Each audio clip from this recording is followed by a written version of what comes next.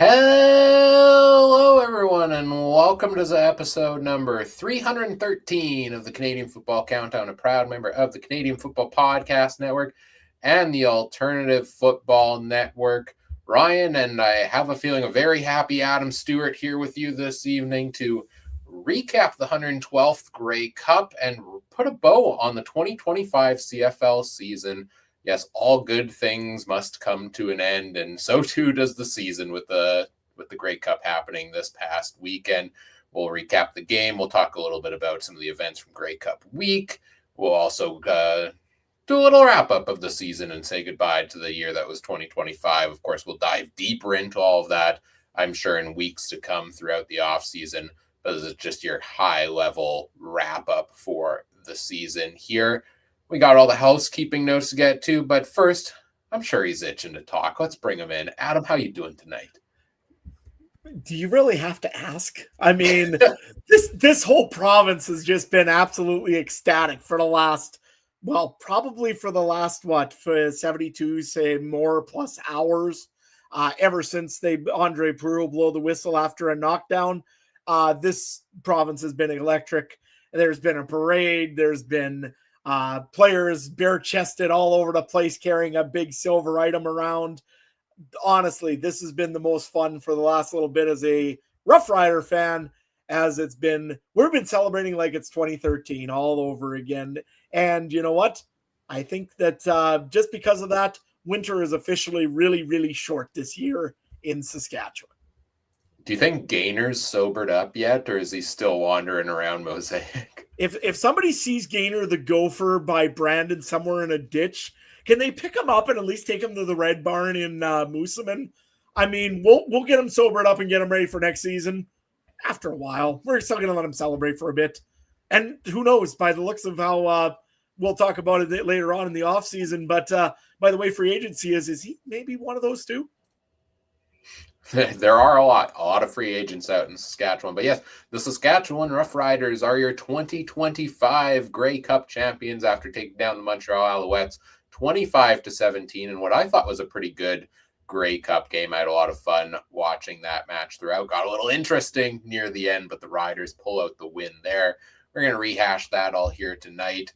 And we'll take your comments and questions live. If anybody's joining us live here, it's thanks to our presenting sponsor, Game Time TV. You can learn more at GameTimeTV.ca or at Facebook.com/GameTimeTVMB. As always, we do want to acknowledge that the Canadian Football Countdown is brought to you from Treaty 1 territory, traditional territory of the Anishinaabe, Cree, Ojibwe, Dakota, and Dene peoples, and the homeland of the Métis Nation, as well as from Treaty 4 territory, traditional territory of the Cree, Saulteaux, Dakota, Lakota, Nakota, and Métis Nation. And final housekeeping note off the start here is to check out the Discord community. Links in the episode description. Free to join us over there. It was a great season in the Discord. We had a lot of chatter all season long. I wish I had like stats or metrics on stuff like that. Like I wish we got like the Discord wrapped, so to say, for the community end of season to see how many comments and how many users we got interacting in there. But it was a lively season in the Discord community, and don't let it stop heading into the off season. There's going to be news flying around. We're going to have lots of content, hopefully, throughout the off season as well. So link is in the episode description. Free to join us over there in the CFC Discord community. But let's dive right in. I won't make you wait any longer to talk about this game, Adam. It is the 112th Grey Cup recap. It's our natural starting point here. Last couple of years, we ended up doing this on Grey Cup night.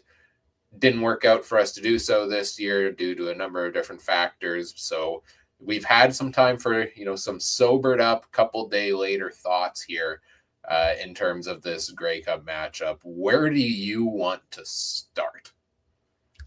Well, I guess we may as well just start right at the beginning of the, let's start right actually for the whole Grey Cup week. First things first, Winnipeg did an excellent job. Again, most times when you're in Saskatchewan, you don't usually give Winnipeg a lot of credit. Give them credit for this Grey Cup.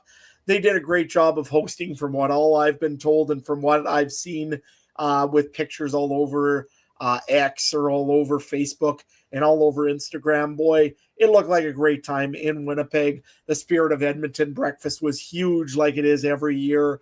Of course, you went to the event for the CFL Football Fans Fight Cancer. There was the Grey Cup parties, and I think even yourself, you may have stepped into one or two just to check and see how that went for the festivities.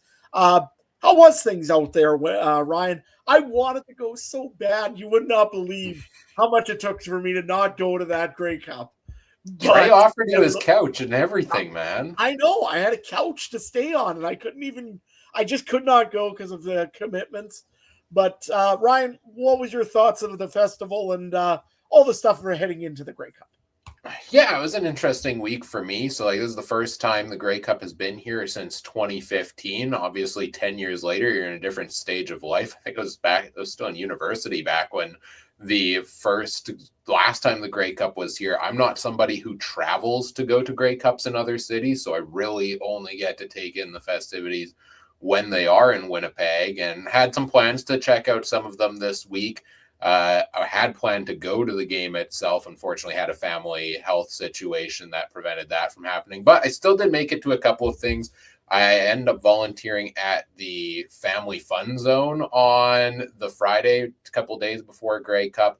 Lots of people from different teams came in that day. It was kind of the perfect day to do it because by the Friday, a lot of people are flying into town. They're checking it out. Tons of just different little events and games going on there. I got to try some of them out myself. I kicked a pretty mean field goal, not once, but twice. So, if Brett Lauder missed a couple others, I think I could potentially work my way into a tryout for the Riders for next season. Oh, we'll get to that. I nailed it from 15. I think I could at least hit a mean 25, but staring at those goalposts, I have newfound respect more than I ever did for those Wendy's Kick for a Million guys who in the past had nailed it from 50 something out there. So I had a lot of fun at that event. It was great energy from everybody around there. And then on the Saturday of Grey Cup weekend, yeah, you mentioned the CFL Fans Fight Cancer event at the Tavern United downtown Winnipeg. Joe Pritchard from the Rouge, White, and Blue podcast had actually reached out to me a little while ago and said, hey, I'm one of the organizers helping out with this. Do you want to, we're trying to get some of the podcasters to help MC this. You want to help out? And I got to say, like, this should be a surprise to nobody who watches this podcast. Parties are not my thing. Like, that is not my kind of vibe. And it was very overwhelming to be there, but it was also rewarding to be there and get to be a part of it and help out with emceeing and volunteering a little bit here and there. And at the end of the day, like, kudos to everybody in charge, to Cam and Joe and all the other lead volunteers on it, all the people that showed up. And collectively as a group, we raised over $70,000 for Cancer Care Manitoba through CFL Fans Fight Cancer. So a shout out to all of the CFL fans for what they put into that, because that is just an insane number. Yeah, absolutely. And I mean, I got to see this year and actually give another $600 and some towards that as well from the Podcast Fantasy League. So it was really cool to see that number come up and see that check being presented for over $70,000 to Cancer Care Manitoba. Yeah, that was great. I've been to that CFL Football Fans Fight Cancer event when it was in Regina one time. Actually, I was an auctioneer for it at one time as well. So you know what? Kudos to them. No, honestly, it looks like such a fun time to be in Winnipeg. And from what I heard, everything was organized fairly well. A little bit of an issue, I guess, with one thing, though, that I seen, and I'll bring this one up. There's always a state of the league from our league commissioner, Stuart Johnson. That happened. The media got their day where they could go and ask Stuart Johnson pretty much anything they wanted to ask him about. I did like the answers that I heard from Stuart Johnson about the league and the new rules and everything that he said. It was very well done. He did a very good job of addressing what he needed to address. That being said, there was one thing, and you did mention they did a smaller version of it. They didn't have the fan state of the league this year, really. Like, I mean, a big version of the fan state of a league. They usually have just about like a media day just with fans that want to show up, ask the commissioner almost anything that they want to ask him. Usually you always get the video game question. You get the expansion question. You get all sorts of cool little things that fans are thinking about. This was the first year in a very long time. And boy, I hope the CFL is not getting away from that, because that needs to come back as far as I'm concerned. Ryan, what did you see out there? I was like a little kid on Christmas when Stuart Johnston gave this press conference, because he hit the nail on the head of everything I have been asking the CFL for years. And we'll get, I'll talk about those items in a minute here. But the thing that I appreciated the most is like the transparency from him, that maybe there was a little bit more noise on the way he approached his previous rule change announcements, that he learned from there that he didn't do, direct quote here, I'm looking at the TSN article, is when we announced those, I didn't do enough to emphasize something very important. And he said, let me be clear, we're 3 downs, 12 players, unlimited motion, 65 yards wide, and huge end zones. These rules aren't going anywhere. And I think that was the whole storm out of the last rule changes we announced. And sure, I know there are people that are attached to that 55-yard line and hate to see that go. But I feel like most of the outrage was around, like, this is the beginning. Next, they're going to take away these other things that are truly important to me. And he made it pretty clear that they don't have the plans of doing so. Will things change down the road? Yeah, you can never fully rule out that they will, but he seems pretty committed at this point in time that they won't. And so that was just like number one for me. That was fantastic to see. And then alongside that, he announced that starting next year, the CFL and all 9 teams will have new websites. And I hope to God that they are all consistent, because right now things are not consistent across the team websites. And there's a lot to be desired with the CFL website.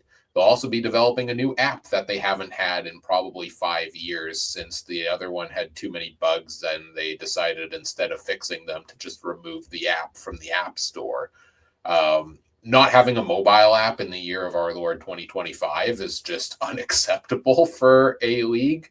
And so the fact that they're rectifying that in 2026 is great to see. And then season-long fantasy. We knew this was something that was a priority for him. This is something that he mentioned was coming. And he looks like they've got an implementation for it coming. You have the Game Zone fantasy game, which I enjoy playing. Like, I see a lot of people saying, like, oh, this isn't real fantasy. Why do we have this? I enjoy the Game Zone weekly fantasy lineup. I also enjoy season-long fantasy, and we've been playing it here on our show for a couple of years now, in just like off of Google spreadsheets and stuff, and tinkering with the format. So I'm excited to see what the league has to offer in that category, but I'm cautiously optimistic to see what the league has to offer, because it's taken us a couple of years to iron out some of the kinks in how do you support, a league where some weeks there's only 6 teams playing, and you have bye weeks, and you have injuries, and how are waivers going to work, if waivers are even a thing.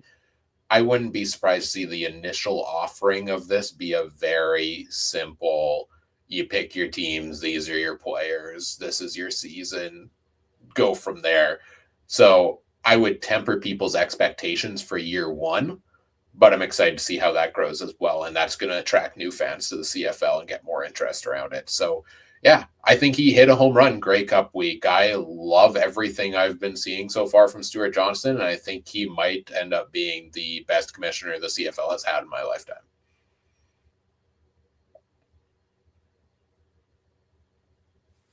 Oh, you are muted, Adam. So I just wanted to know one more thing. Did you go and pay him off before he went on that stage? Or because, I mean, it was pretty much like your entire Christmas list. Minus the CFL game. Yeah, pretty much. I mean, that's my trade. If he builds a video game, me and Trey will say he's the best commissioner ever. I can guarantee you. But, we'll wait on that one.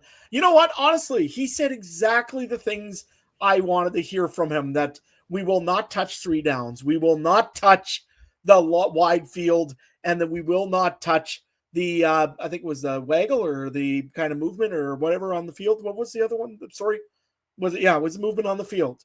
Those are the big three things that I was worried he was going to take. He took the fourth one from me, that the pillar. I love the length of our field as well and the end zones. But you know what? I get it. There needs to be change and there needs to be adjustment. And teams need to start to learn how to make some money while actually being a team instead of just paying bills. So I get it. I know why they're doing it. I understand that. And hearing the commissioner say that, boy, you know what? I can't boo him anymore. I wouldn't be one of those guys like we heard at the end of the game when he was handing the Grey Cup trophy to the Rough Riders, absolutely giving it to him because he is who he is.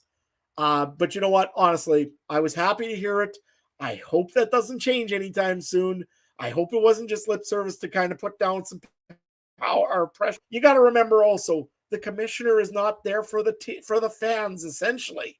The commissioner is there for make the owners money. That's what a commissioner is for. It don't matter if it's in the NFL or in the NHL. Nobody likes Gary Bettman. Nobody likes Gary Bettman. Most people don't like Roger Goodell. I guarantee I can't remember the MLB manager right now, or the manager of the MLB, or No president or whatever. But not a like guy. I'll tell you, he isn't either. But you know what? They're not there for you. They're there for the owners. And usually when the owners make money, the league makes money, the fans make have a good time. That means that everybody's going to have a good time.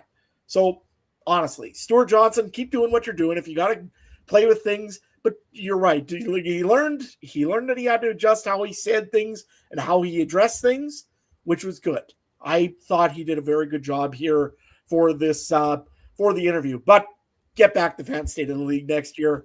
You aren't going to be going, and you don't have to worry about an assassination attempt or something. I don't know what was the issue, but nevertheless, CFL awards. I don't think we want to even discuss them. It was pretty straightforward. I mean, Nathan Rourke won everything except for offensive lineman of the year, even though he maybe should have won that too. You never know.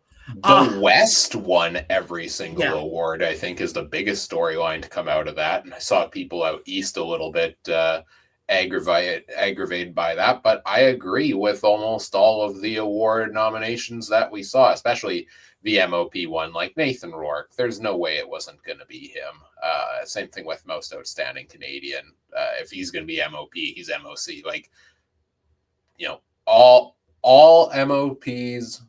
No, I'm not going to try to get into the logic on that. I was going to do like all MOPs have to be MOCs, or that doesn't work out the way I was hoping. But yeah, I think though there's nothing too shocking there in terms of player awards. Congrats to all of the winners of these awards, and I think we can probably just yada that and move on to.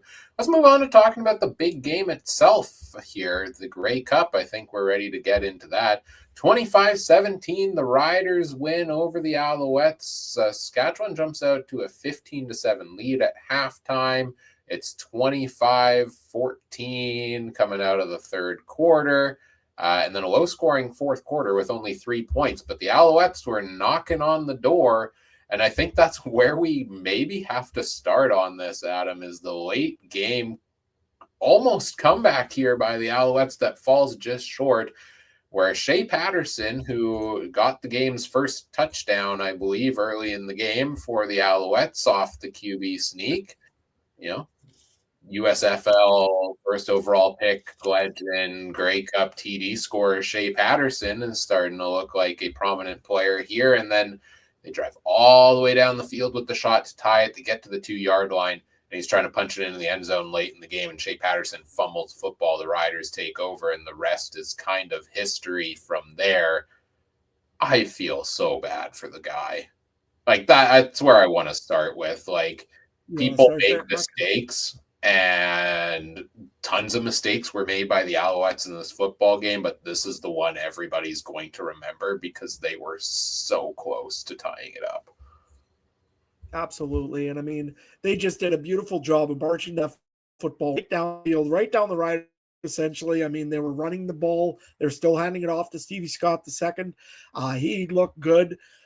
If you looked at the rest of the game, though, it was going to be something had to break in somewhere. And Shea Patterson had a first run earlier in the game. Looked fine. Made it in, quick touchdown, whatever. Later on, he goes and he did his usual way that he does with when he was with Saskatchewan. He ran to the side. And guaranteed that was in game film because Devon Campbell absolutely laid the boom to his shoulder, right to the shoulder, knocked the ball out, and you knew the Riders were instantly going to get that back. Marcus Sales recovers, and for a moment there, actually, what was really funny was I thought that Malik Carney got the football, the recovery, and I thought there is going to be a pile of signs in Saskatchewan saying Carney for prime after that one. No joke there, right? Anyways, no, honestly, you gotta feel bad for Shea Patterson, though, in a way. In another way, boy, he's still helping the Rough Riders. I really appreciate it. It was just tough for him. One other thing, though, and actually, I'll bring one for the first quarter that I did want to bring up. The Saskatchewan Rough Riders go. They get the ball's already 8-1. Had a pretty poor start on the one field position. They end up getting the ball back, though, really quickly. Sam Emelis gets a nice catch, gets the ball down, and it ends up down to the 4-yard line, I think, for the Montreal Alouettes. And it's 3rd and 1. I look at it, and I'm like, okay, they're going to play the game. They got Trevor Harrison there. They're just going to go, and they've got him in shotgun. They're not going to snap this football. They're trying to draw him. They never know. Maybe it'll work. All of a sudden, they snap it. I'm like, what? And then that was crazy. That throw over, what was it, to Schaefer Baker, I think it was. Anyways, he goes, ball gets knocked down, turnover on downs. And I'm like, that was the worst call I've seen. Why wouldn't you just hand it off to AJ Lett, who's been getting 2-3 yards? You've got Tommy Stevens, who can pretty much lean over and get a first down, and you're going to pull the ball off the line? Okay. So then it goes to commercial break. Me and my buddy are just dumbfounded because we didn't know what was going on. By the way, TSN, fix your feed. Anyways, so we get back in. The commercial comes back off break, and they're like, Corey Mace just challenged that. And I'm like, what did he challenge?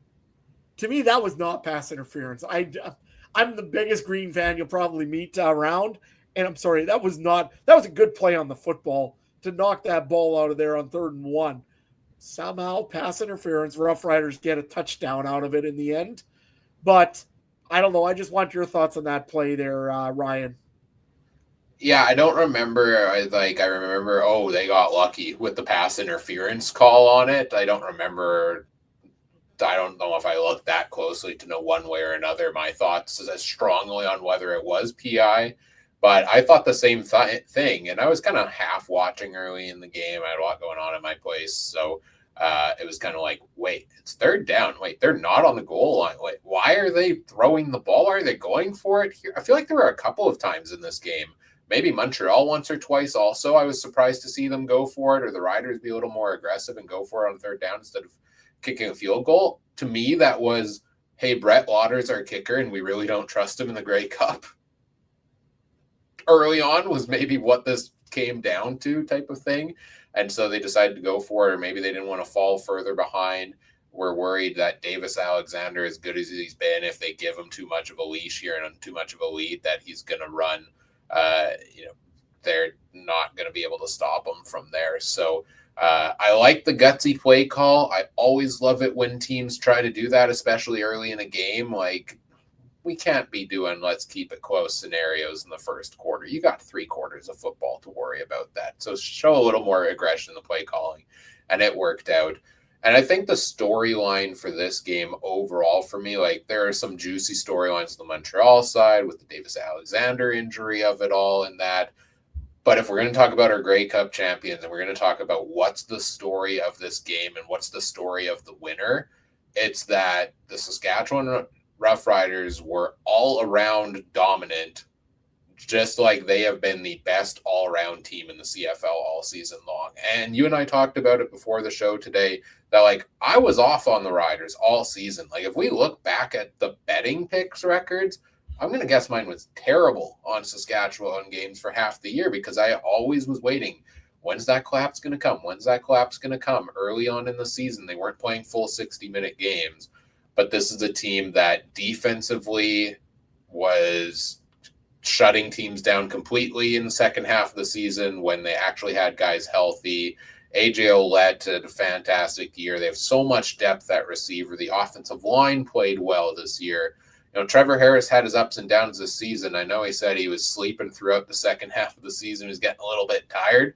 Maybe he was just resting for the Grey Cup, because Trevor Harris just set the CFL record for highest completion percentage in a Grey Cup game. 23 of 27, 85% of his passes. And he didn't score a touchdown, but he also didn't throw an interception. And they go on to win the Grey Cup, and he goes on to win MOP, or Grey Cup MVP. So it seems like everybody was firing on all cylinders.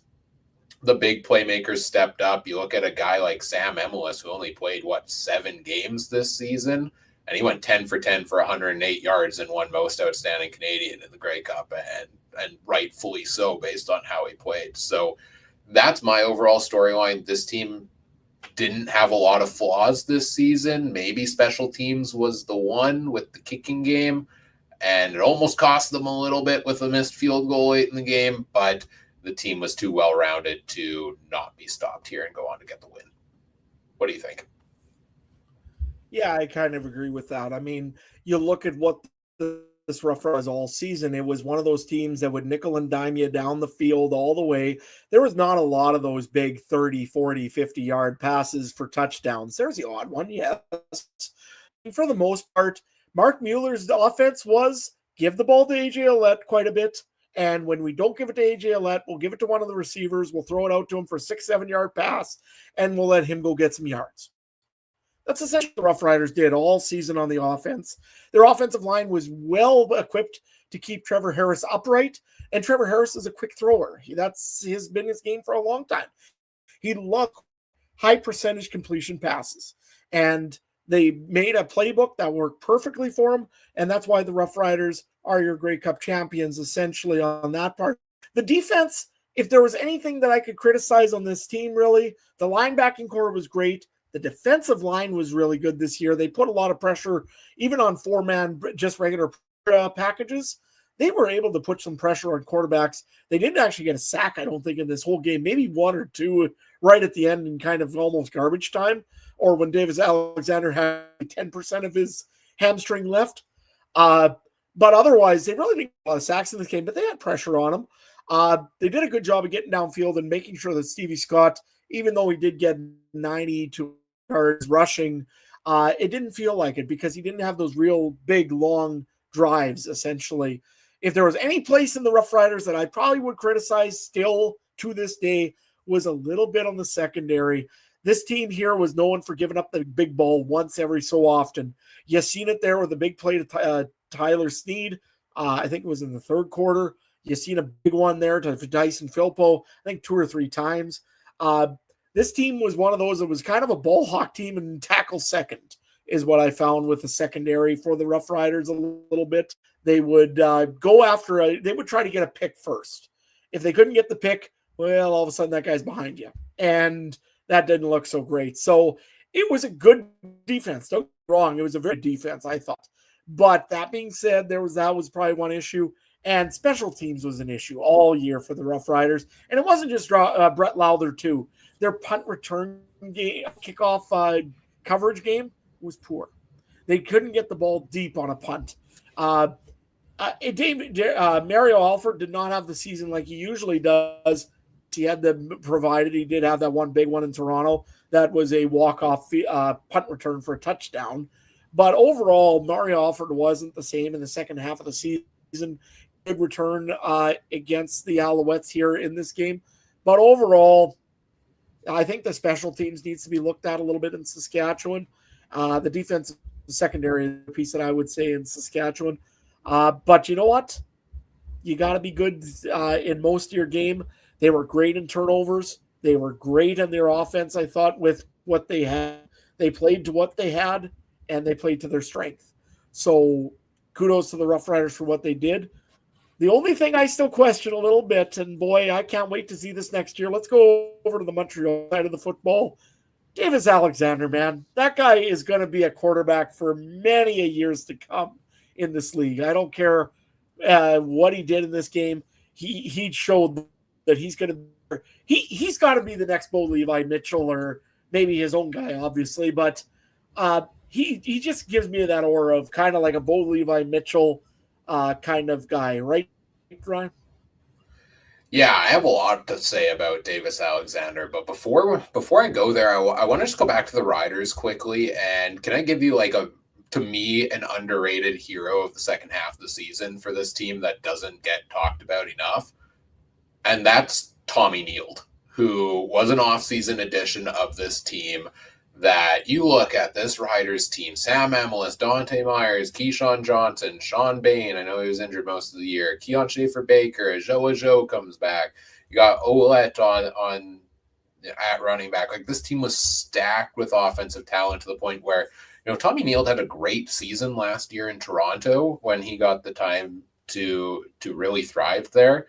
But you see him being brought in as like, okay, where is he going to slot in the depth chart? Like, this guy's going to be number 2, number 3 at a lot of these positions. And he got opportunities due to the injuries. And every single game, he seemed to be making some key plays.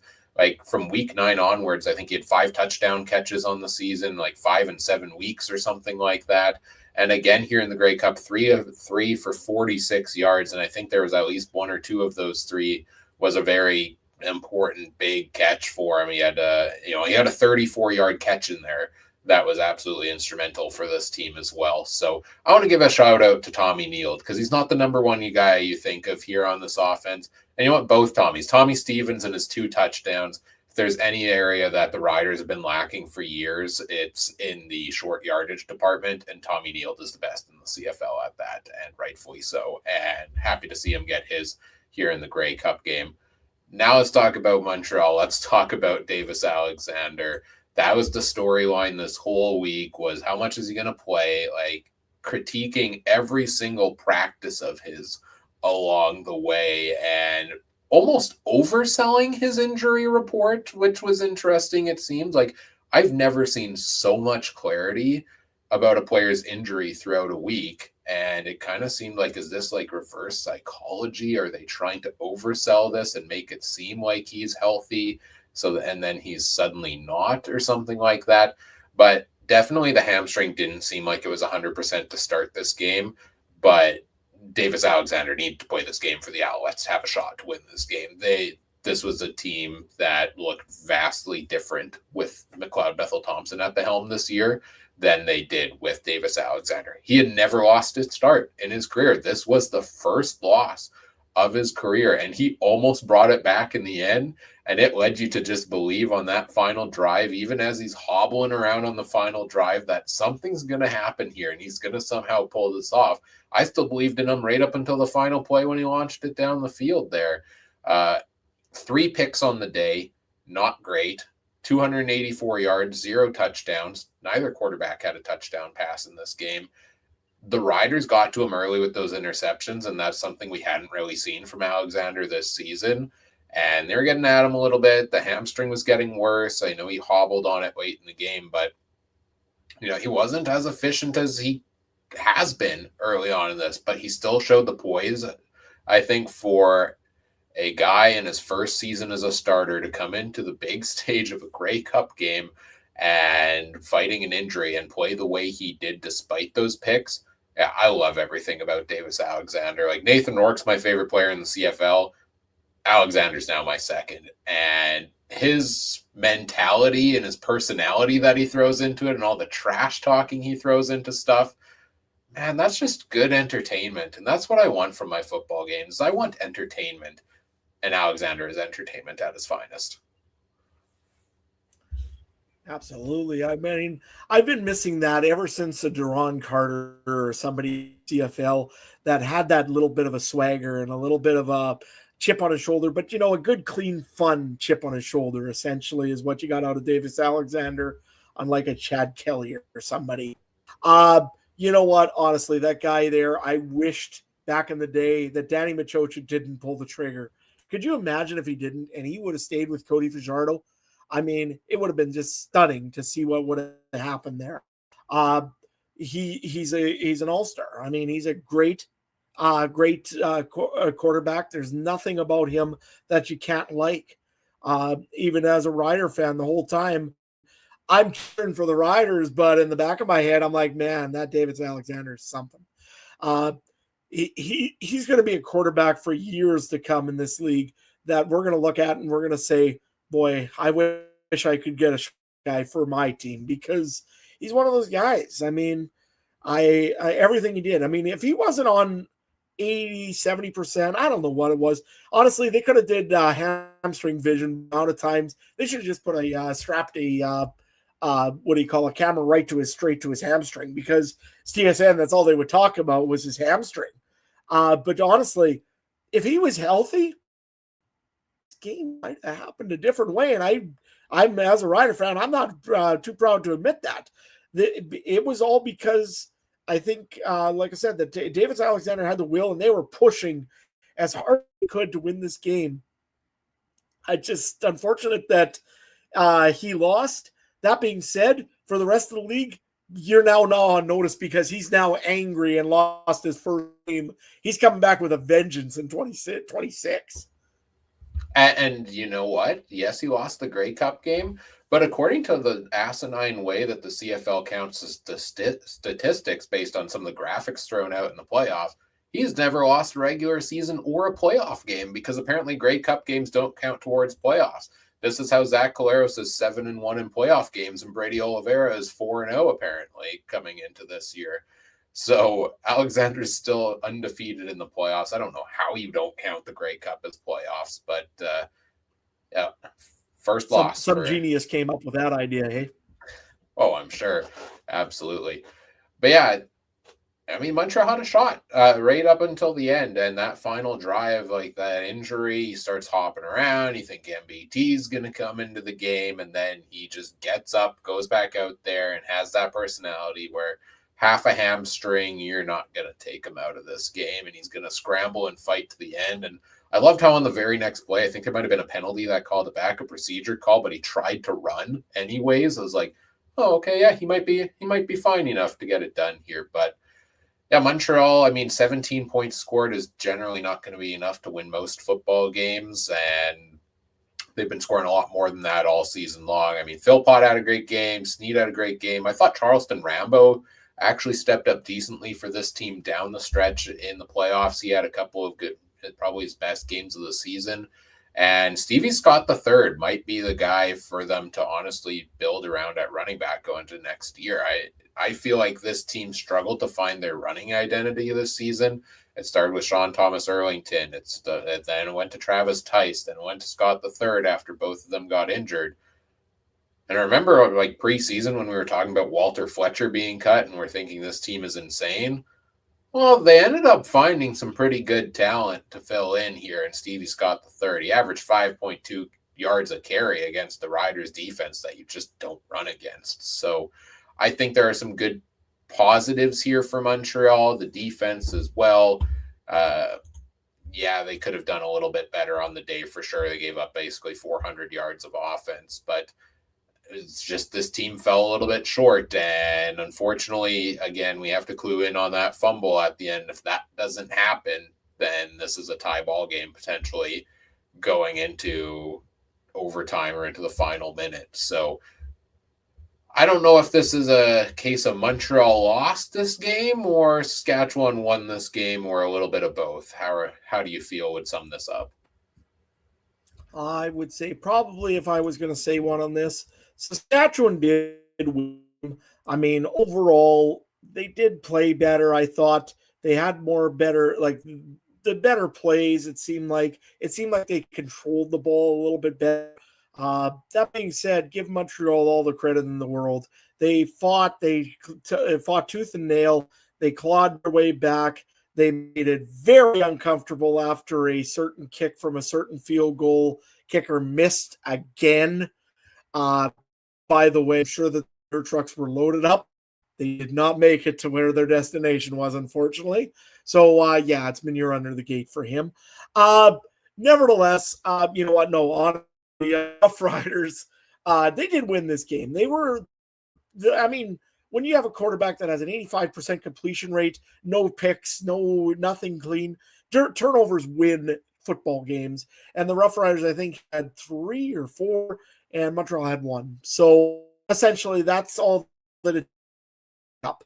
If you're going to have a lot of turnovers, you can win a Grey Cup by that, as long as you can capitalize on most of your opportunities. The Riders had the better second string quarterback that could run it in, or the better kind of holding of running it back kind of quarterback in Tommy Stevens versus Shea Patterson. So back in the day when I was saying, why did they let Shea Patterson go and why are they bringing this Tommy Stevens guy in? I was completely wrong. I'm so sorry for Tommy Stevens. It was the right move. Honestly, I'm so proud that they did that right now. You know what though? Shea Patterson has another chance and gets to prove that he could be a quarterback somewhere in this league. Because hey, we need quarterbacks in this league, as you can see with about probably 3, 4, 5 teams right now. There's some old quarterbacks on these teams, and there's some inexperienced quarterbacks, and some guys that just shouldn't be quarterbacks anymore, right, Ryan?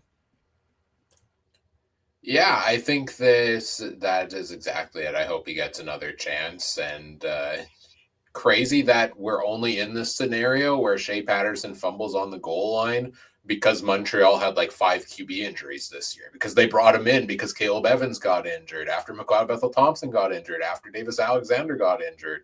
And remember, James Morgan was there and Cameron Dukes was there. So this was a Montreal team that faced some significant injuries this season and probably would have finished first in the East if that didn't happen. So, to come in, rally back with Alexander healthy, go and beat Winnipeg, be the team to take them out of their run for their 6th straight Grey Cup appearance, to go and beat the Ticats as well in their own barn and make it to the Grey Cup, and then play a pretty close game against the best team in the CFL record-wise in the Riders. Like, I think this was a success for Montreal this year, something to build off for them certainly next year. But I do agree with you that this is the story of the Riders winning the game. And I'm so happy for Trevor Harris to get that Grey Cup win at his age, 39 years old. How many years does he have left for him in the CFL? I was hard on him down the stretch this year that, Father Time is kind of caught up with him a little bit, and it's time for Harris to go off into the sunset.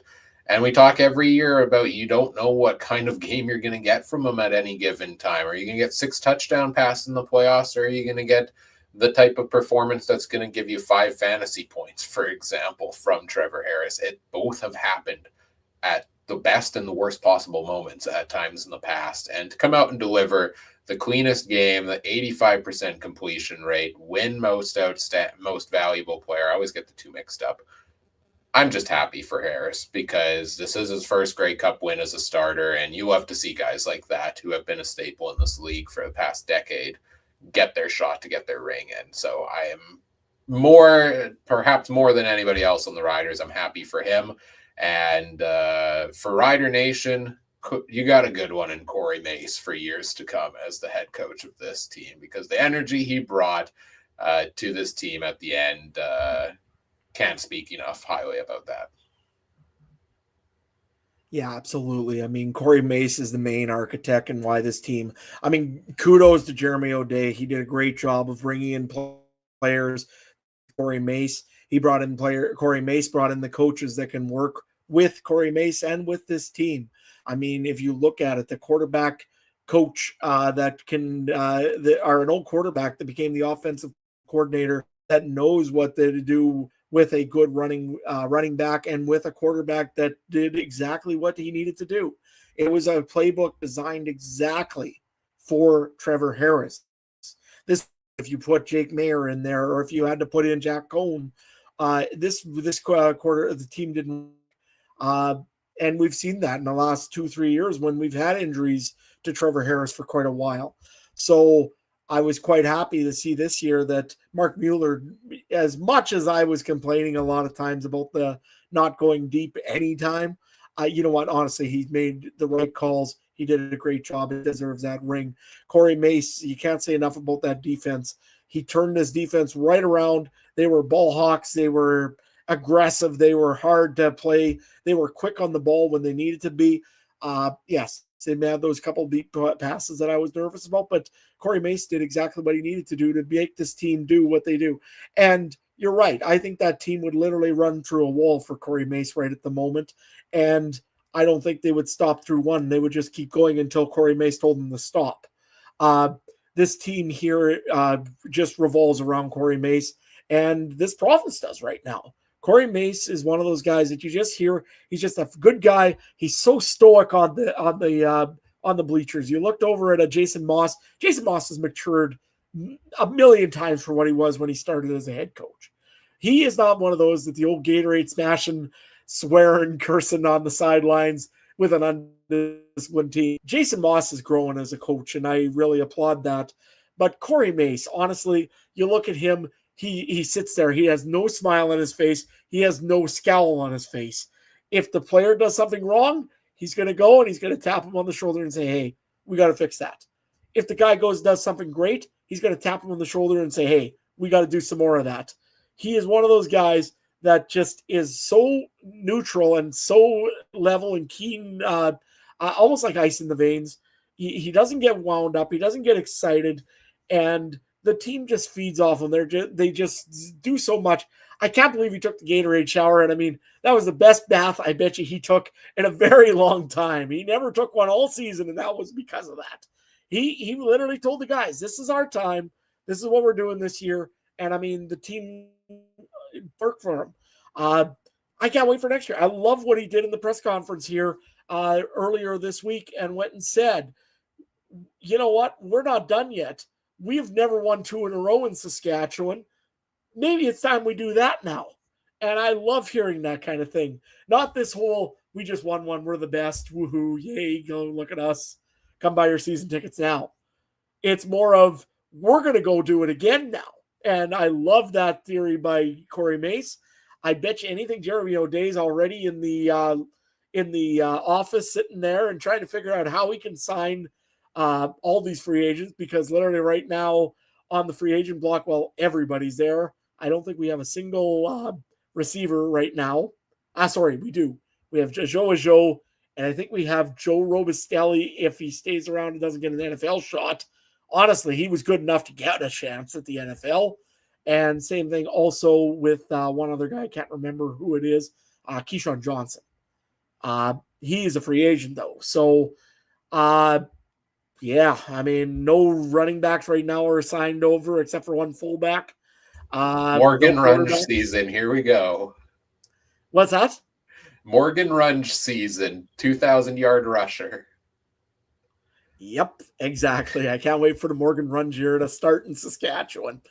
Should be pretty exciting. You know what? We'll talk more in the offseason about what the Riders need to do, what they should do, and what they can do.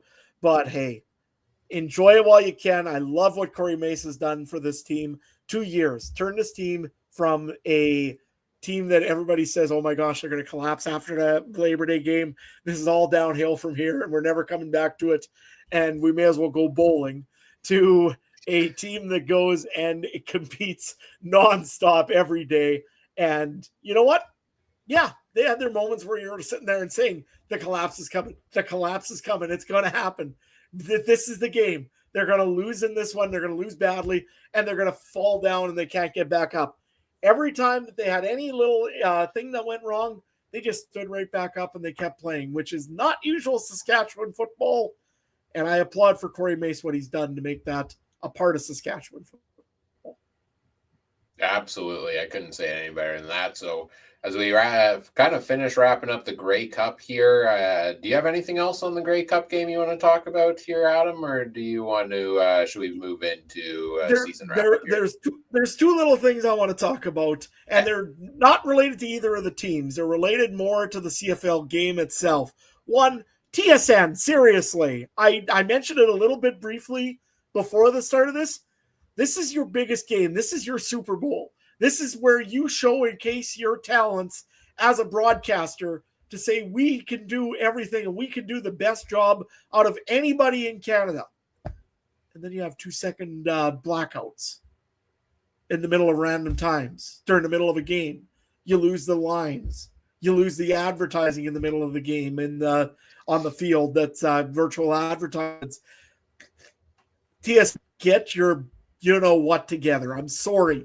but that's not anywhere near acceptable to be doing that during a game. I remember watching it, and all of a sudden the Riders are going at 2nd and 3 or whatever it is, and all of a sudden it's black. Then they turn it back on, and the Riders got a first down. If they would have fumbled that football and the Montreal Alouettes for a touchdown, I would have been absolutely losing my mind. It's just fortunate that didn't happen. But seriously, TSN, get your stuff together. You cannot be, that is not acceptable, no matter if that was the Vanier Cup, whether it was the CJFL Canadian Bowl, or if it's the Grey Cup, or if it's a Super Bowl. It don't matter what game it is. If you're doing a broadcast of a national championship, not acceptable. Plain and simple. I hope somebody really, really, really got, a lesson taught to them about that. The second thing, the CFL has got to do something with their replays. I do not care. I know that it was a right call. It was there was a horse collar tackle on Davis Alexander that was called. I believe it was maybe Baldonado that got a hold of. I can't remember who got a hold of Davis Alexander from behind. I think maybe it was Baldonado. Pulled him down, horse collar tackle, no flag. Okay, fair enough. That's fine. You didn't make a call. If they want to go and they want to get it from upstairs, there is no reason that Jason Moss could not. He had his challenge flag that you could not have thrown that Jason Moss should not have had to throw his flag at the minimum to make that call happen. No, it came from upstairs. They said upon further review. That can't be a part of it. You can't have the replay officials literally deciding if that would have went in for a touchdown, which I don't know if that one did or if that was the fumble series. It was one or the other. Either that went in for a touchdown after, or it was the fumble recovery series. But that could have been a turning point of a game. And that could have turned the whole thing right around and made the Montreal Alouettes end up with a football game. Who knows? Right. It didn't. It didn't make a difference in a way because in the end, the Alouettes did lose. But if that happened and that changed the game, I don't care. That is unacceptable for a professional league to go and say, well, our refs messed up. We'll go and fix that. Messing up in leagues is a common thing. The NHL blows, the referees, guess what? They blow calls. The NFL, I guarantee if you watch Sunday NFL football, you're going to see one or two calls that, that was questionable. And you know what? You do not hear anybody going upstairs and saying, hey, we screwed up. No, I'm sorry. That's why we have the coach's challenge. If Jason Moss threw that flag and said there's pass interference or what do you call a horse collar tackle, good. I would have no problem with it. It was a horse collar tackle. I'll be honest, it was. But you know what? If you're not going and causing the referee causing the coach to throw the flag, sorry, I keep saying football, but to throw the flag, I know, yeah. Jason Moss goes fail, nails a 60-yarder, nails the referee in the head. Oh, we got a challenge. No, that's not how it works. But hey, if you're not going to go and make the coach throw the challenge, why do you have challenges? If everything's coming upstairs, then do it that way. But that's not the way you should be doing football games. Have the confidence in your referees that they're going to make the right call. And if they don't, that's where you teach them at the end of the game and say, hey, that was a horse collar tackle. Or, like I said, that's why you have a referee's or why you have a coach's challenge. No reason. I mean, Jason Moss, all he had to do was throw the flag, and I could hear it. They went over to Jason Moss because Moss was talking about it and talking to the refs about it, and then all of a sudden, there's a call from upstairs. Not acceptable. I'm sorry. If you want to go and you want your coaches and your referees to be better, don't let them rely on upstairs. We'll go with that. But in the offseason, I know they said they're addressing the replay. I sure hope that they get that one right. Yeah, and don't worry. I was going to also say, because we got people in the chat saying, hey, you don't have an issue with replay stepping in on a missed call. If it was the opposite way and Trevor Harris got tackled and we didn't have a challenge flag and they would have called it from upstairs, I would have been livid just as much. I'm sorry, but it's got to go both ways on that one. We called the questionable pass interference call, and we had to throw the flag. Why didn't that one get reviewed from upstairs and Corey Mace didn't have to throw his flag? So it got to work both ways. Like I said, to me, that's where you got to make sure your referees are what your referees are. If they didn't see it, well, at the end of the game, you got to tell them about it, but they don't need to be relying on upstairs. I think the rant is over. That's a big rant for a guy who just won the Grey Cup, but hey, you speak your mind, and I agree with a lot of what you said on there.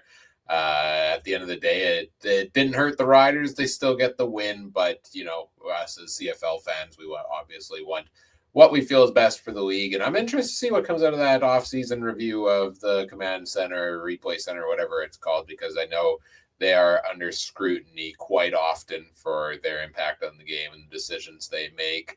My two quick final thoughts on the Grey Cup. One, I'm so happy Andre Proulx was the ref for it because I love me. Andre Proulx, best ref in the CFL. He's an icon.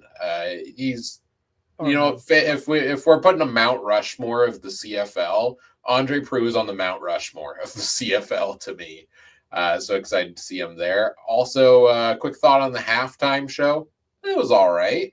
Like I thought it was good. I didn't think it was the best halftime show I've ever seen, but I didn't think it was the worst. And maybe wardrobe could have been a bit better. The knockoff Pittsburgh Steelers number 24 jersey that MGK was wearing was a little confusing. I was wondering if he got the year mixed up and didn't realize it was 2025. But other than that, I didn't really have complaints. It was cool. Yeah, I'll be honest. It was my kind of music. I'm not a rock fan or whatever he is, pop or whatever you want to kind of call that music. But you know what? Hey, if somebody watched the game because of the halftime show, I'm all for it. You got to have different variety in there. Yeah, the wardrobe, I was having a little question. I mean, I was asking if Winnipeg blew their budget and they couldn't afford them a Winnipeg Blue Bombers jersey or something to get the crowd pumped up. But you know what, honestly, also in wardrobe, I should add, the pregame attire for both teams, those jackets, where do you get one of those? I want one of those. Those kind of fur jackets. Boy, they look cool. But add it to the CFL shop on the new website. There you go. Yeah, there we go. I'll take one.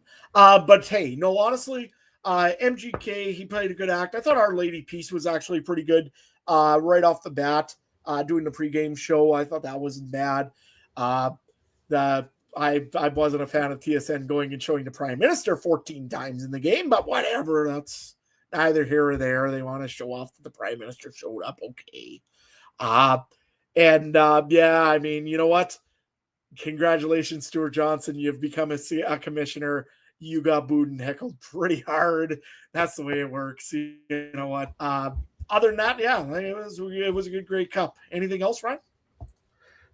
Nope, it's the badge of honor to get booed as the commissioner for sure. I see we have Tim from the Alouettes Flight Deck podcast in the live chat chiming in on some of the Replay Center stuff here tonight. I want to give a quick shout out to him and Cliffy, the Alouettes Flight Deck crew, because if you want to relive Grey Cup week from the eyes of the Alouettes and the eyes of Alouettes fans, go check out their content on their YouTube page, podcast feeds, because they were here in Winnipeg. I had a chance to meet them both at CFL Fans Fight Cancer event in person. That was kind of fun. Great fellas there, and they really put out tons of fantastic content throughout the week. And by the way, Tim, the rivalry is over. I'm not going to feud with you guys at the flight deck anymore. That was only for 4 or 6 hours, and then yeah, you and what do you call Cliffy? I mean, honestly, yeah, no. You guys do a great job. I was watching lots of your guys' stuff all season, just for what you do for covering the Alouettes, and I love that you guys did a show right after the game. I mean, that's a tough thing to do as a team that just kind of went down. But honestly, I loved your guys' coverage. I really enjoyed it. I hope you guys do this much more often. And yeah, Cliffy, I know I got to meet you over at the last Grey Cup in Regina, and boy, the passion you guys have for the Alouettes, just spot on. For sure. All right, well, we're an hour into this podcast. We've gotten through the Grey Cup week recap. We've gotten through the Grey Cup recap. Now let's begin our season wrap-up. If we can spend that long talking about 1 week, how much time is it going to take us to talk about all 24? buckle up, folks. Get your popcorn. New record. Can we beat 8 hours here tonight? No, we're not going to do that. This is going to be, we're going to cut it at half an hour. That's my call now. We're going to finish this at an hour and a half. We're going to talk about over the next half hour just overall themes from the season. And then we're going to come back in subsequent weeks and talk about more stuff. You'll notice as we talked about Grey Cup week, we didn't talk about the big hit items from the news cycle, such as Ryan Dinwiddie to Ottawa, Mike O'Shea and crew back in Winnipeg, stuff like that. We're going to save that for next episode. We're going to come back in a week or so, and I say or so because you never know with us. Then we're going to talk about those things more as a collective at that point. But how do we do this? How do we sum up the 2025 season? Like, what is the overall storyline to you for 2025, Adam? I think for me, it's two things. One, we see the emergence of some new players in this league that came out of kind of some maybe a little bit out of irrelevance. If you look at Nathan Rourke at the beginning of the season, we kind of looked at him and said, this is the season where he's going to have to start stepping up. And at the beginning of this, it's a little bit questionable. He had that injury. He had a little bit of a slow start. But boy, once he going over in BC, he was lights out. And I mean, you look at that, and that's going to be a force for many of years to come. We've seen it in the West as well. We've seen the fall of, I don't want to say a dynasty because they weren't a dynasty. I don't care.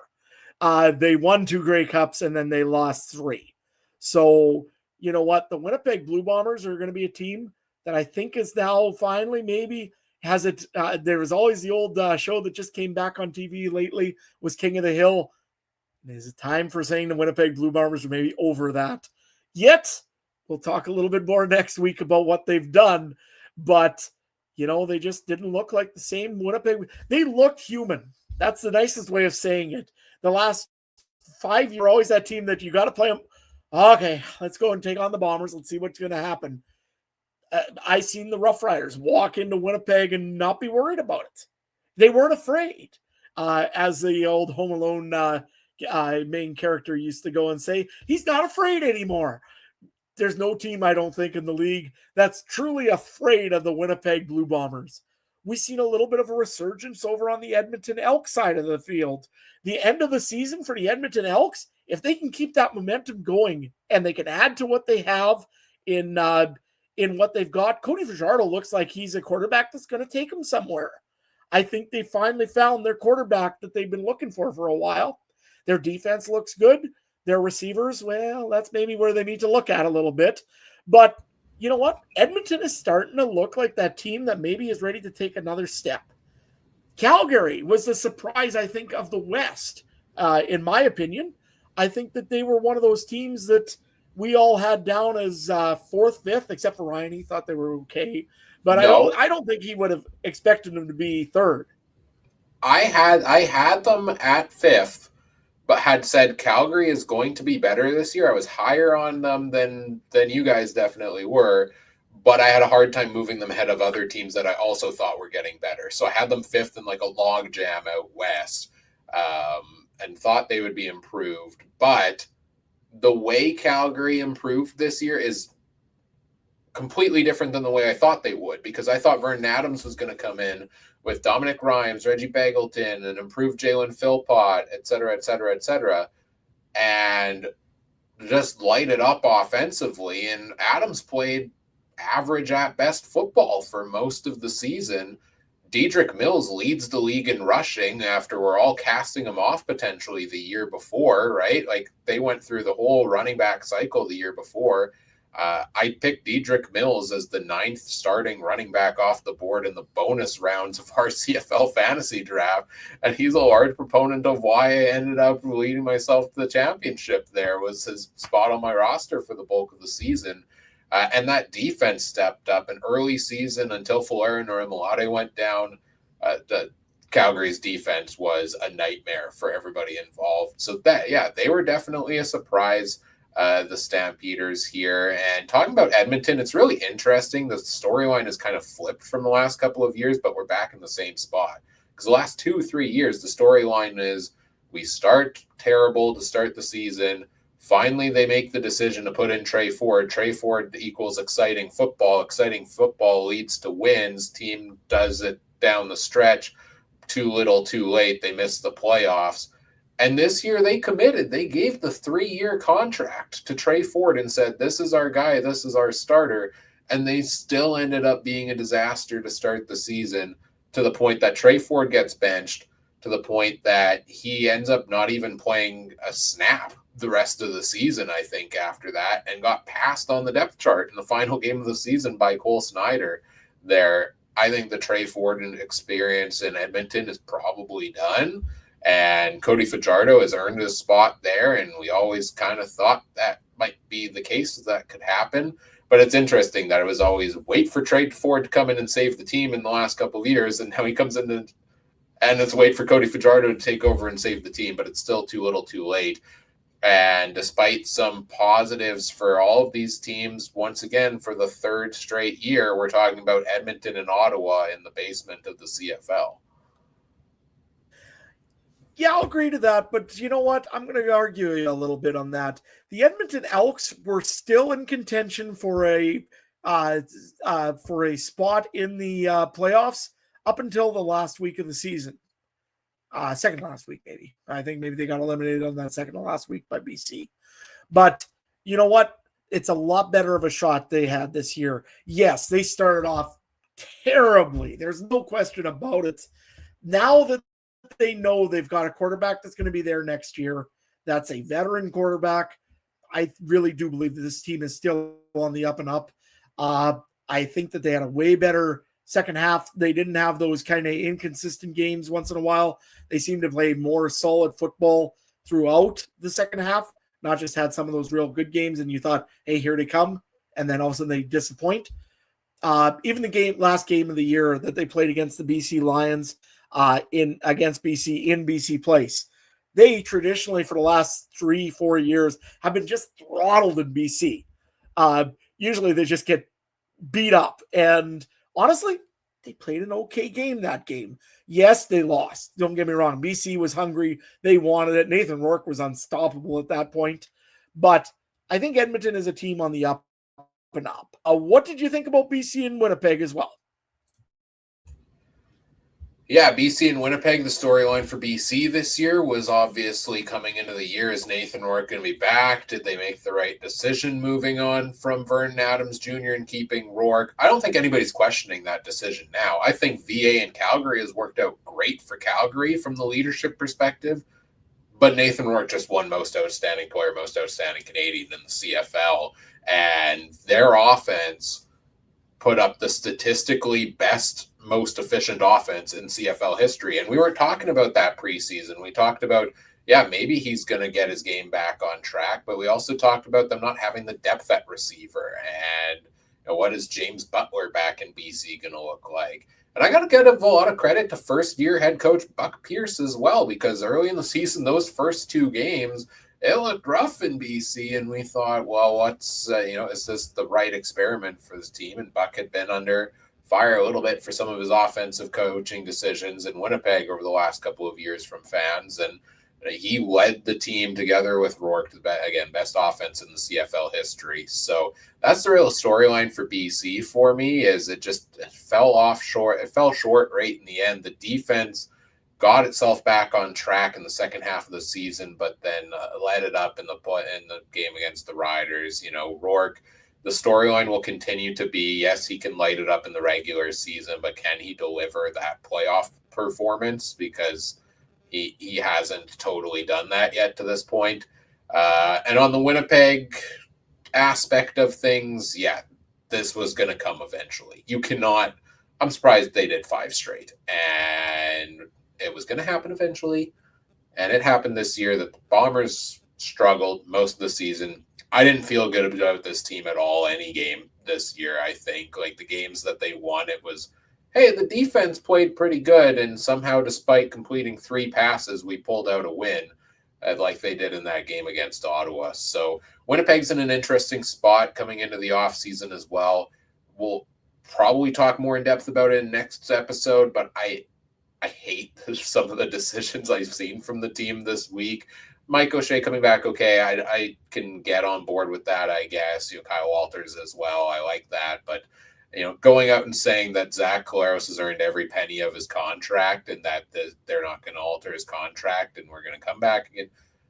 We're going to be back here 3 years from now, and it's still going to be Collaros and Streveler under center for this team. On Streveler on one leg is what it feels like. And so I'm a little doom and gloom on quarterbacking was a problem for the Bombers this year, and I don't see the remedy in the near future for them unless Taylor Algersma comes up to the CFL and really develops into that guy. So they're in an interesting spot for me this year, and the mighty fall eventually. Last season it was Calgary all of a sudden was bottom of the West Division after many years of dominance.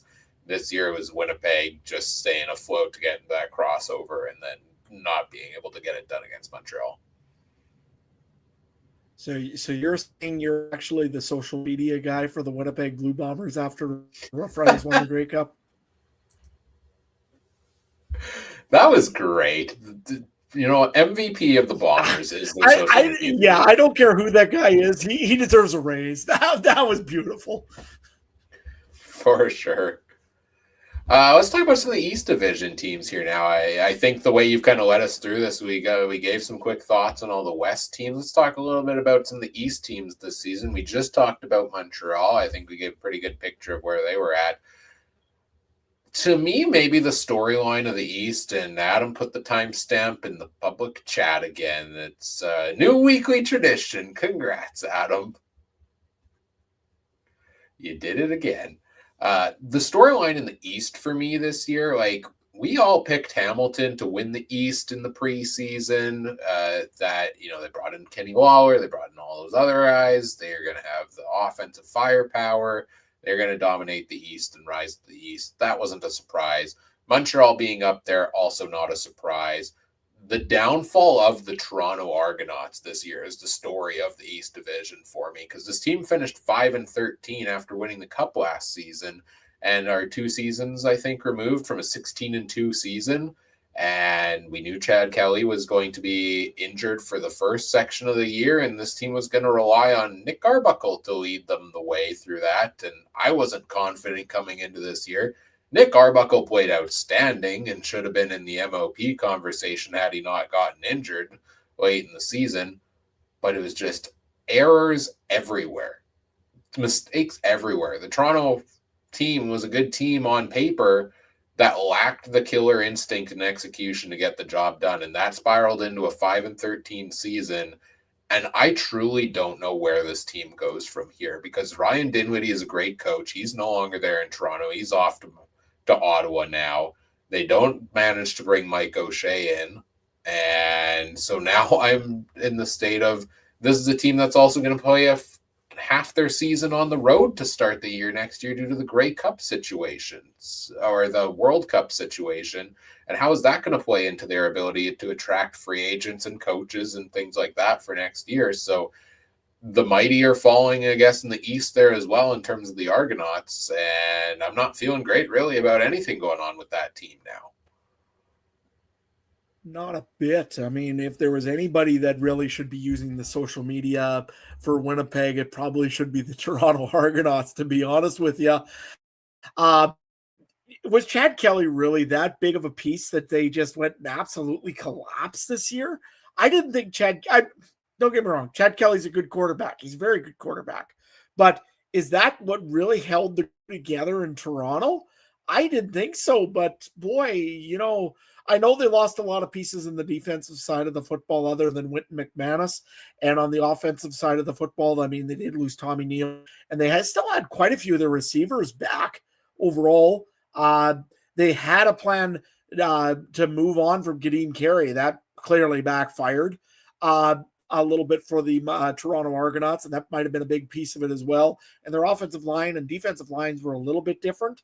But boy, I did not expect to see them completely go and bury themselves in the East Division the way that they did. And I'll be honest, do you see any foreseeable way that they get out of this? I mean, yes, they're and now not only that, they're in a head coaching hunt. They got to find somebody to replace Ryan Dinwiddie, which he's going to a rival.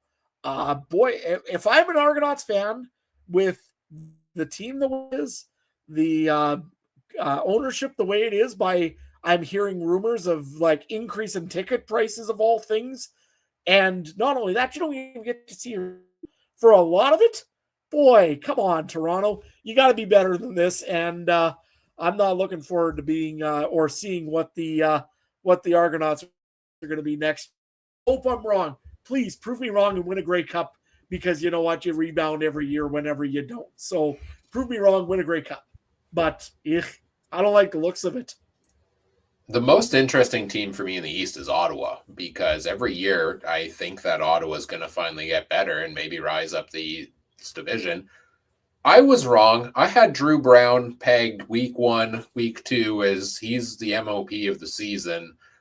Was my bold prediction early in the year, that I thought with the addition of Eugene Lewis into the mix, with Justin Hardy and Praylin Addison and Khalil Pimpleton coming off the season he had, like, they have one of the best receiving cores in the CFL, the Red Blacks do. And I thought Drew Brown was really going to take that next step. The problem is Drew Brown ended up injured every second week because the offensive line couldn't keep him upright. And that was a glaring hole for this team. I think they actually played some pretty solid defense. I know they were knocked for it early in the season. They tightened that up pretty well down the stretch, and were kind of underrated in that department. And they have the offensive talent on the squad. I think coaching was the biggest hindrance of this team. As much as I love Bob Dice as a person, there were some coaching decisions, some personnel decisions with the team that just didn't jive for me. Tommy Condell's play calling continues to be under scrutiny. I think that wasn't great necessarily either. And so bringing in an offensive mind like Ryan Dinwiddie, who for years has made the most out of some very solid players in Toronto, but a lot of guys that I wouldn't put as like a top 5 guy necessarily in the CFL. Like the things he was able to do with Nick Arbuckle's resurgence this year is really encouraging for me. So I'm hyped on Ottawa coming into this offseason right now based on the pieces they have, if they can retain them, and the guy that they now have as their coach. But I'm high on Ottawa coming into every year, and now it's kind of turning into the same Edmonton category for me of I really just don't want to get hyped and be disappointed again. So essentially you're saying you've been hurt too much and you can't love again. Okay. When it comes to the Ottawa Red Blacks, yeah, pretty much. Yeah. And I don't blame you. I mean, I've looked at this team and I've been the same way. I thought you're right. This is probably one of those teams that's going to start taking a step forward, at least somewhere. Their running back game needs to be improved. Quarterback, I mean, is it Brown or is it Crum? I mean, at this point, you can make a case for either. You can make a case for both. You got to have somebody, I suppose. So they're probably going to keep one of them, but I don't know which. I like that they brought in Ryan Dinwiddie, though. You're right. He's a good offensive mind. He knows how to make something out of maybe not the most. He does great with, it seems like, with his receivers. I hope that they do something a little bit with the defense. It was okay. It had those moments. It was great against them, but it needs some extra pieces in there, and it needs something to stop it. And the offense, I hope that they can start aiming the football further than 10 yards.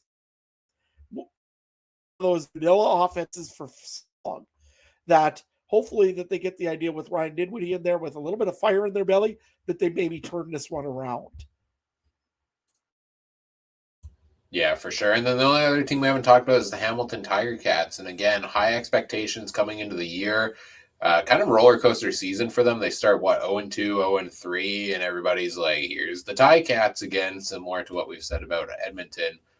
But we always kind of had in the back of our minds that they'd gel eventually, and then they kind of took off by storm for that section in the middle or early to middle of the season where Bo Levi Mitchell was slinging it out of his mind. Kenny Lawler with a 45 fantasy point game against the Argos there early in the season, and just seemed to be catching touchdown after touchdown for them. The defense was big in the turnover department this season as well. But then down the second like late game stretch of the season, we started to see some games from them, like that game against Winnipeg that they lost 40-3, that game against Saskatchewan where they got blown out, where Hamilton just wasn't there, and they brought it back enough in the end to win the East and get the bye. But the overwhelming concern was that run defense for them. And what did Montreal do? Stevie Scott III had himself a pretty good game against them in the East Division.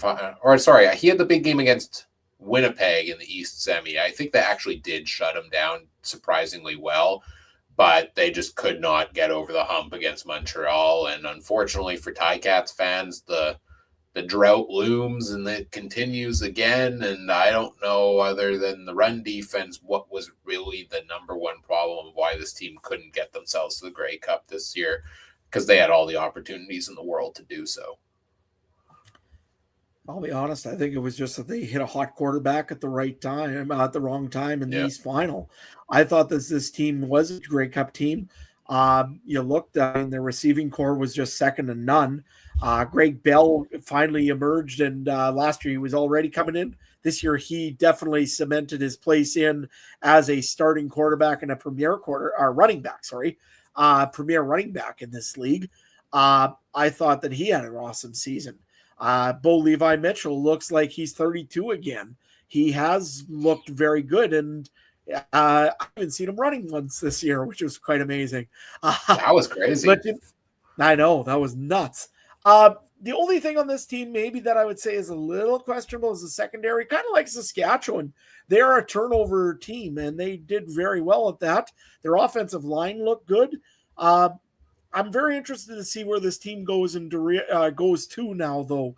You got Tim Gavaya that built this team essentially out of old Bombers, out of guys from Hamilton back in the day, and built one really, really good team. I think that this team could win a Grey Cup the way it's sat. There's going to be changes. I'm not sure. Did Scott Milanovich actually get the general manager job as well? Or Not yet. No, they're still on the GM search in Hamilton there as well. Of course, the absence due to the passing of Ted Gavaya, rest in peace. That's looming large over this team as well, because he set them up well for this season, bringing in all of those pieces. So whoever is taking it over from here hopefully can just tinker a little bit and bring back the core of this team and take them back to its shot at the Grey Cup here, because I know Bo Levi Mitchell, the Ticats for sure want him back. I have a feeling he wants to come back and play a couple more years. And, he was an MOP nominee once again this season, and there were arguments for him in that category. So I think this is a team that's likely to run it back pretty well, but remains to be seen who that general manager is. Yeah, exactly. And I mean, it depends what kind of mindset he's got and what he wants to see these. Honestly, you're right. It's them in Montreal right now. I mean, who else do you look at in the East and say they're going to make a step forward?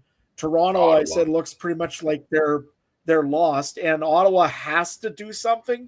I would hope they're better. They got a better coach, I think, and they got a better general manager right now, and they might be able to do something. But that takes time to gel. To have a new coach and a new playbook and a new plan takes time. So it's the Ticats for me, and it's the Montreal Alouettes. And to me right now, the Alouettes are the team to beat in the East. I mean, I don't see anybody else really giving them a lot of competition until we get to free agency and everything changes on its head. And I'm going to be proven to be foolish for saying it's the Alouettes.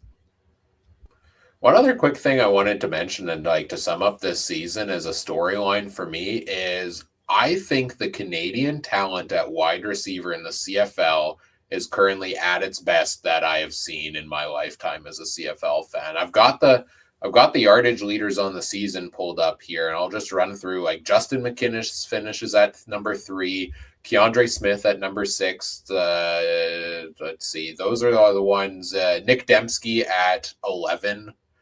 With 1,001 yards. Those are all your 1,000-yard receivers. Deshaun Brissett at 907 yards at number 12. I didn't see that coming into this year. Kevin Meitel taking that big step forward in Toronto as well. He actually tied Hatcher, I think, for most catches in the CFL on the season with 102. He finished with 886 yards. Jalen Philpott, another big step forward. He finished at 17 in receiving. Kyle and Julian Grant at 20, Tyson Philpott at 21 with 800 yards despite only playing 12 games.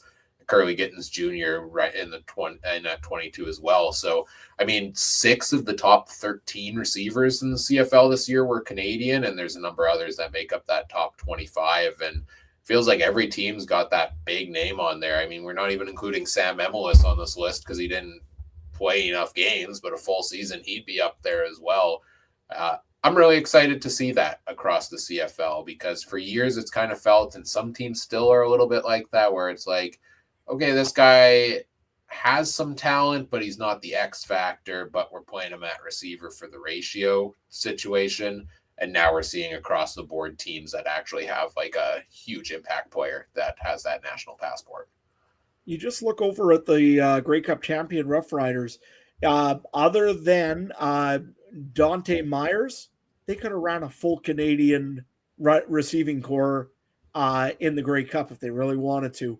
And honestly, they would have looked great. I mean, Tommy Neild, you've had Mitch Picton at times that looked really good. Yeah, Joe, you've got Sam Emelis. Yeah, got all sorts of talent. Keon Schaefer-Baker. I mean, how many times have I almost forgot about Keon Schaefer-Baker just because he's just kind of there? But there's so many talented players in the CFL that are Canadian right now in the receiving side.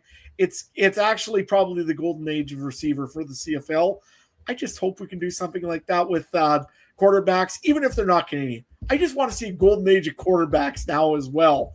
And we're starting to see some of that maybe a little bit in the CFL. You got Davis Alexander and you got Nathan Rourke right now, two of the best right now out there. I would say almost Doug Flutie-ish on either one, honestly, or Calvillo and Flutie. They have those feels to them. They're young guys. They're going to be in this league for a very long time, and I can't wait to see what they can develop. I still say there's a chance for Trey Ford somewhere. If he can get into this league and get a good shot and a good defense or a good offensive coordinator to work with, Trey Ford can do something in this league if you let him. There's other quarterbacks in this league that I didn't even mention today. Dustin Crum is one of those that we've talked about a lot of times that, boy, we would love to see him on another team just to see what he can do. I think he's actually a pretty good quarterback. You and me were arguing about this at the beginning of the podcast before we started. Jake Mayer, if he has the right offensive line in front of him, you're not going to convince me. I'm not convinced, Jay.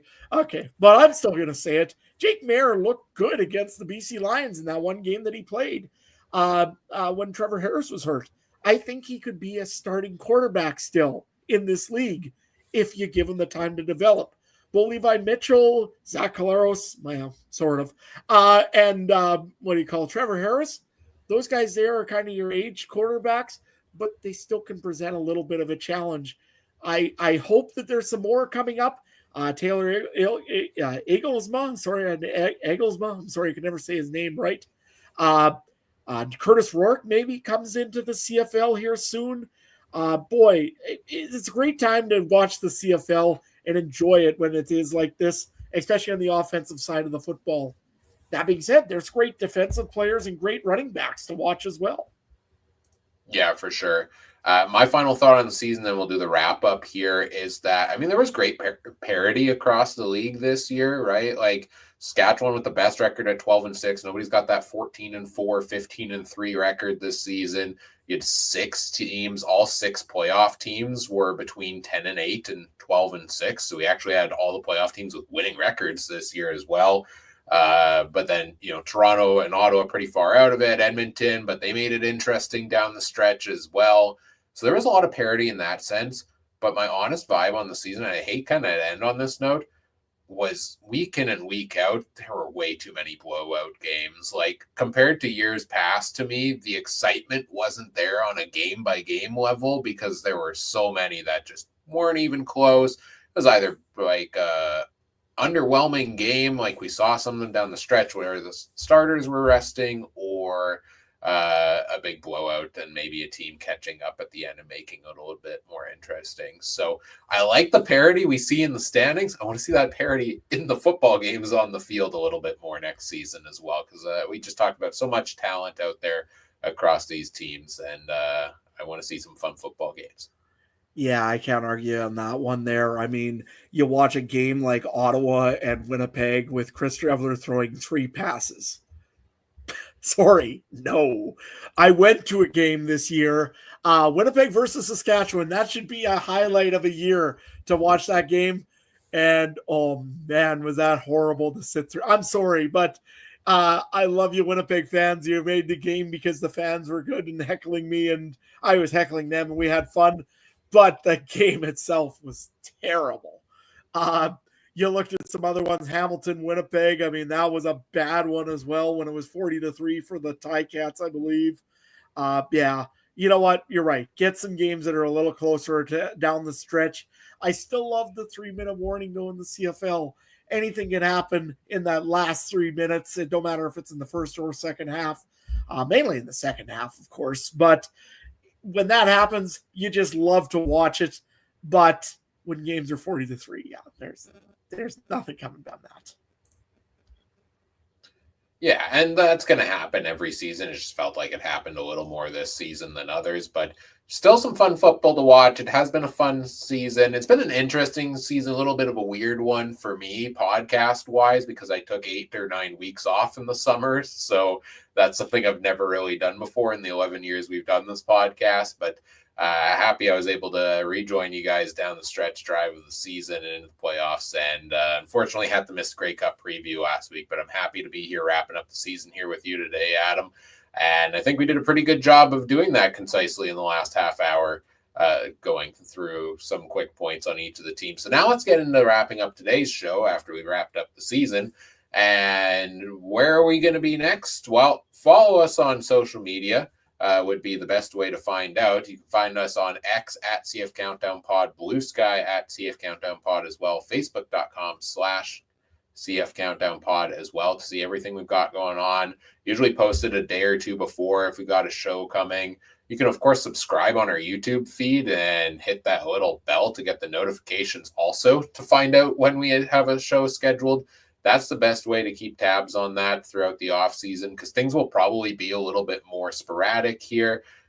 Not going to lie, when we get to this time every single year, a 24-week consistent schedule of doing this every week is tasking on top of everything else going on in the personal lives. So I think everybody probably has a degree of, wanting to unwind a little bit and get into the holiday season. So we won't promise consistent shows over the first couple of months of the off season here necessarily, but I do want to come back sometime in the next week or two to talk about all the coaching news, because I think there's some fun discussions to be had around that. And then we're going to work on some other series of content throughout the off season here and there as well. So stay tuned for all of that to come here on the podcast. You can also get all that info if you check out the Discord. The link is in the episode description. It's free to join us over there. We're always posting stuff in the Discord throughout the off season as well. You can check out the other great shows from around the Canadian Football Podcast Network. They're all wrapping up their seasons as well at CF Pod Network on X. And our friends at the Alternative Football Network, kind of the off season for most of the UFL related shows still as well, but the official AFN on X or alternativefootballnetwork.com to check out their content as well. Adam, for the final time of the 2025 season for now, until we get into off-season mode, what else you got going on these days, and where can people find it?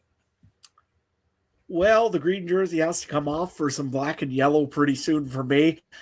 You can find me at Adam Stewart 1. Of course, when I'm saying black and yellow jersey, that means the Theodore Buffaloes. Yes, the old Theodore Buffs are about to start up another season. Actually, we did already have one game. We won't talk about that one, but we'll talk about this weekend. Priestville Theodore, free admission. We're doing that nowadays. We got some great sponsors, so we're doing that as well. You can go and see how excited I get in a penalty box because I got to work there on Saturday. Anyways, Adam Stewart 1, if you want to find out everything that's going on, whether it's on the farm, whether it's at the Buff game or anywhere else. I'll try to talk some more CFL because, of course, Reiner fans, we're super excited about what happened. Probably there'll be a little bit more CFL content on my page over there. And before I get going out here, I did want to thank everybody that watches the show live, comes and watches it every so often, you know what, just to see what exactly we want to say live, but also to the podcast listeners after the show, whether you find us wherever it is, if it's on Apple Podcasts, whether it's on Spotify, wherever you find us and you listen to us, I want to thank you very much for doing so. It's the reason why we keep doing this. We wouldn't be doing this if we didn't have any fans listening to us, because otherwise we'd just be two creepy guys or three or four just talking about the CFL at random for no reason. Let's be honest, we'd still do this. Nah, we still do it once in a while too, just because we need to get our therapy out, essentially. But nevertheless, you know what? Thank you for listening to us, putting up with us for a full another season. We look forward to giving you some good off-season content for what we're planning. I hope it's going to be good. I think it's going to be really good. And we'll see you when we see you, I suppose. And if you're looking for the other guys, you can follow Trey at Trey MB. Trey, what is it? Sorry. Yeah, Trey MB Harness. Trey MB Harness. I just want to make sure I was right. If you're looking for Trey stuff, I know he's talking horses. He was at a potato conference. I still have yet to figure that one out. And also, that looked delicious. I know that looked delicious. What was it? On our Discord pages for our fans. The mashed potato Sunday bar. Yeah, that looked pretty good. Why has nobody ever invited me to a potato conference? No, I've never gotten an invite. Next time you go, Adam, if you ever go to one, can I be your plus one? Absolutely, you can. I will definitely make you my plus one for for the potato conference the next time that I'm invited. Probably be a while, but anyways, nevertheless, if you're looking for Mike Garrell, Mike, he's busy on the road everywhere and anywhere, and probably doing hockey and doing all sorts of good stuff. Make sure you check him out at Mike Garrell, and also make sure you check out Game Time TV MB. They all got some good stuff and good content all the time, including this fine channel. So I think I pretty much did all of Ryan's work for him, but I'll turn it back over to Mike. Once again, thank you. Yeah, you made it easy for me. Thank you. Okay, bye, everyone. No, first of all, when you were saying you're going to trade in the green for black and yellow, I thought you were announcing your new fandom as a MGK super fan, that you were going to go find his jersey from the halftime show. But I note that's the case. That doesn't sound quite right. No, to echo what Adam said, yes, thank you to anybody who has tuned into the show throughout the 2025 season. It's been a lot of fun. We've been doing this for many years. We've been trying to adapt our content as we go. I'm really excited for next season with the introduction of the season-long CFL fantasy. I would say we are probably one of the most fantasy-focused podcasts you will find out there. Definitely. So, some fun new content for us to explore when it comes to that coming into next season. And we have a lot of fun throughout the off season. I almost get in this trajectory where, like, right before the season starts, I get super amped up for doing the regular season content. And then when we get down the stretch drive of the season, I'm like, I'm excited for the off season content because there's so many new topics and news topics to explore that aren't just previewing the same games that are kind of happening. So I hope folks join us throughout the offseason for that and heading into next year as well, and continue to support the show because we always really appreciate when people do that. Major shout out to Adam and Trey for stepping up in my place this season as well and hosting the show many times without me and editing the show and publishing and doing all of those things that I normally do behind the scenes when I wasn't available. So this show wouldn't have run if they didn't step in for that stuff. Yeah, we watched the car about 3 or 4 times, me and Trey. So, I guess we might have earned our full-time keys. Yeah. I have a great insurance policy. Don't worry. Crash the car as many times as you need. No, it's been a fun season here, folks. Not much more to say on that as of right now. So look forward to the off-season content. Follow us on the socials to get notified when that comes out. And if you enjoyed this season, help us grow the show. Leave a like, leave a comment, subscribe if you're not. If you've watched for weeks and you haven't subscribed yet, what are you doing? leave us a rating, leave a review, share the show with your friends, your non-friends, people at the Riders Endless Grey Cup parades, anything and everything in between. Help us grow the show. We always appreciate that. On behalf of Adam here tonight, on behalf of Trey and Mike this season as well, Adam's flashing the Grey Cup ring. I'm surprised it took an hour and 40 minutes into this podcast to do so.